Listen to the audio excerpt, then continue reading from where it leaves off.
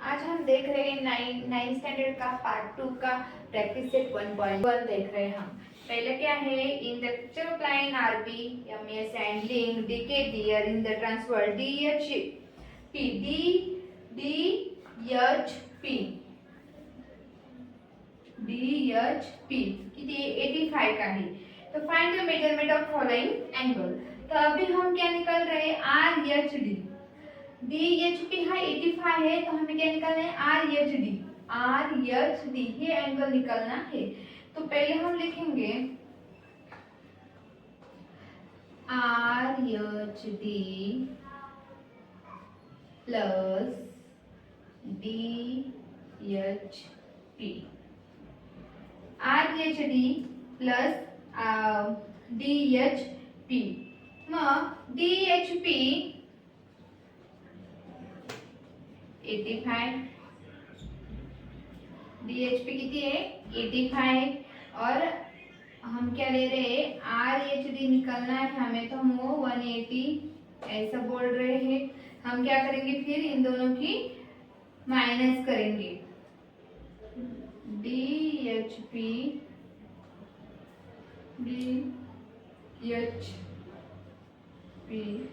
Plus R H D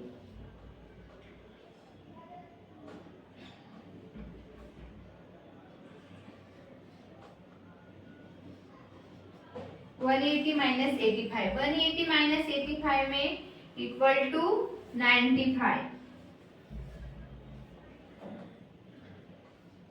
95 मतलब are H D कितना आया, 95 आया। R H D equal to 95। अभी सेकंड क्या है, सेकंड हम निकालने वाले हैं P H G. P H G हमें पी एच जी निकलना है। तो अभी यहाँ पे दिया गया P H G, P H G, P H G, R H G, are H D, H P H G. हमें ये पहला कौन सा निकालना है, पी एच जी निकालना है। उसका ऑपोजिट कौन सा है, आर डी एच। तो ये कौन क्या है, एक रूप माना जाता है। पी एच जी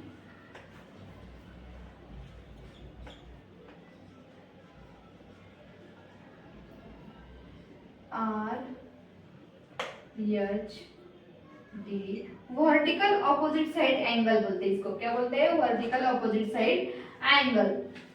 अभी पीएचजी भी कितना आएगा, फिर पीएचजी भी 95 ही आएगा, क्योंकि हमारा आर एच डी कितना निकला है 95, आर एच डी कितना है 95 है।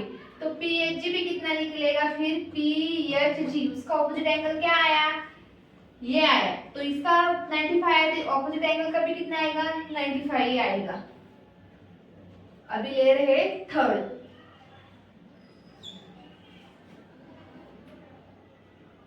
थर्ड हमें निकालनी है H G S.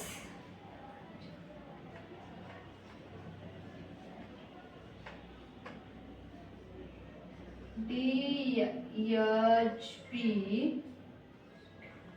H G S, D H P H G S, H G S बरोबर 85, 85 मतलब एस भी क्या आया, एच जी एस। इसका भी वर्टिकल, इसका भी क्या आया 85 आया। कितना आया, 85 आया। अभी फोर्थ क्या है, एम जी के। क्या है, एम जी के मतलब अब तो एम जी के क्या निकालना है, डी एच पी। बराबर की डी एच पी। पहले हम कौन सा एंगल निकालना, तो पहले हमें डी एच पी से ही स्टार्ट करेंगे। D H P M G K, D H P M G K बराबर। मतलब एम जी के कितने आने वाला है, वैसा ही आया आने वाला है, क्योंकि यम जी के, यम जी के, यम जी के, इसका ऑपोजिट एंगल क्या है, वही तो है ना। तो फिर ये भी कितना आएगा एम जी के, 85 आएगा। कोण एंगल यम जी के इक्वल टू 85 अंश, बराबर। मतलब हमारा पहला क्या आया है, आर एच डी बराबर इक्वल टू 95, सेकंड वाला पी एच जी 95, थर्ड जो है एच जी यस 85 और लास्ट का है एम जी के 85, बराबर। पहला आया है आर एच डी, कितना आया 95, फिर पी एच जी भी कितना आया 95, फिर एच जी एस कितना आया 85, फिर एम जी के कितना आया 85। ऐसे तरह हमने पहला क्वेश्चन सॉल्व किया है। पूरा क्वेश्चन इसी डायग्राम से सॉल्व करना है और बहुत इजी क्वेश्चन है। अभी हम सेकंड क्वेश्चन देख रहे हैं। करो स्टार्ट। आज अभी हम देख रहे हैं second question, measuring of the. अभी क्वेश्चन क्या है कि lines P Q, lines M R transverse measure of some angle are show the hinge point of the measuring of A B C D. मतलब हमें ये ए बी सी डी ये diagram में निकालना है, कितना माप है उनका ये हमें निकालना है इस डायग्राम में। तो देखा जाए तो ए कितना दिया गया है 110, यहाँ पे ए कितना दिया है 115। तो ये P और ये Q लाइन से, क्या है P और Q लाइन से। पहले हम A निकालने वाले, क्या निकालने वाले, A निकालने वाले। A plus 110 equal to 180। अभी A हा पूर्ण जो एंगल है 180 का रहता है, तो हमें यहाँ पे 180 लिखा गया है। तो A इक्वल टू 180 माइनस 110, 180 मतलब 110 माइनस किया तो A का ये इक्वल टू 17 आया। मतलब A कितना निकला यहाँ पे 17 निकला। तो line P Q it is the transfer P and Q. मैंने पहले चालू करने से पहले बोला था कि पी और क्यू लाइंस ट्रांसफर लाइंस है, इसलिए जो जेड है मतलब जो जेड है वो इसका ऑपोजिट एंगल है, करस्पॉन्डिंग एंगल है। क्या है, करस्पॉन्डिंग एंगल है। जेड करस्पॉन्डिंग ए मतलब ये करस्पॉन्डिंग एंगल है। अभी हम क्या निकालने वाले हैं, बी निकालने वाले हैं। क्या निकालने वाले हैं, बी। कहाँ पे बी, यहाँ पे बी है, तो हम पहले बी निकालेंगे। अभी ए तो निकल गए हैं तो अब बी निकलाएंगे बी। अभी B corresponding Z vertical opposite side angle बोलते हैं इसको। क्या बोलते हैं,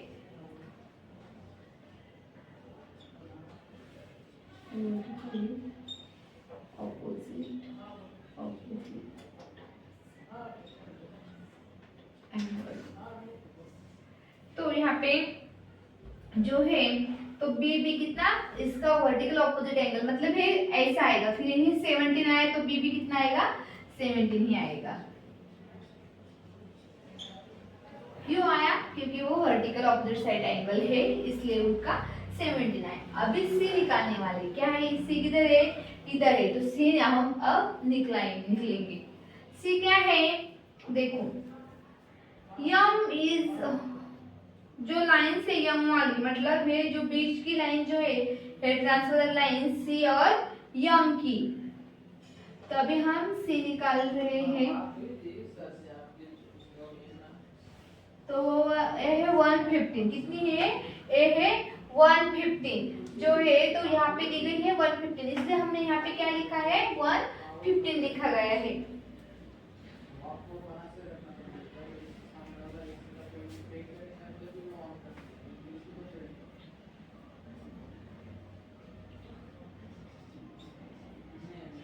पूरा एंगल कितना अंश का रहता है 118 का।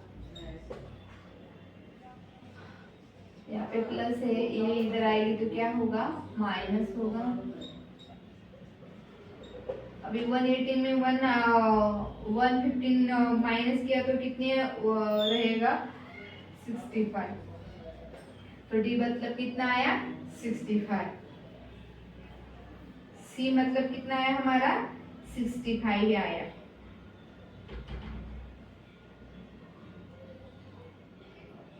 सी हमारा 115 था, हम निकाला 4D, तो हमारा डी कितना आया 65 आया। तो ए है 17, पहला ये हमारा कितना आया यहाँ पे 17, सेकंड है बी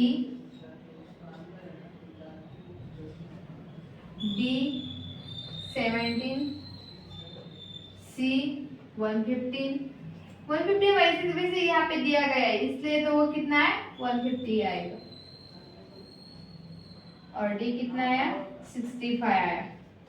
फिर से बताती हूँ मैं क्या किया कि जो डायग्राम है, इसी डायग्राम में से ए बी सी डी के माप कितने हैं ये निकालना था। तो जब हम माप निकालते तो पूरा एंगल कितने अंश का रहता है 180 का रहता है। तो 180 क्या किया मैंने a प्लस 110 इक्वल टू 180, यहाँ पे इक्वल टू है तो यहाँ पे ये 180 इधर आया तो यहाँ पे प्लस था तो यहाँ पे माइनस हो गए। 180 माइनस 110, 180 में 110 माइनस किया तो कितना आया a 79, मतलब 17 आया।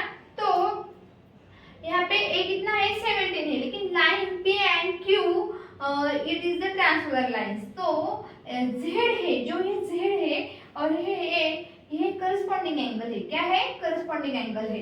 तो b वर्टिकल और अपोजिट, वो वर्टिकल निकालना था b और z का। b किधर है इधर है, b और z क्या है वर्टिकल एंगल है, तो इसका अपोजिट एंगल क्या आया फिर 17 ही आया। जैसा a का 17 आया b का भी 17 आया। अभी c यहाँ पे है तो c का कितना आया 115 आया। कितना है 150। हमें फोर्थ क्या निकालना था, फिर डी निकालना था।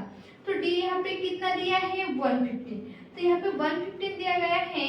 तो 115 इक्वल टू 180, 180 में 115 माइनस किया तो कितना आएगा 65 आया। मतलब हमारा ए बी और सी डी का पूरा माप निकल चुके हैं। ऐसी तरह हमने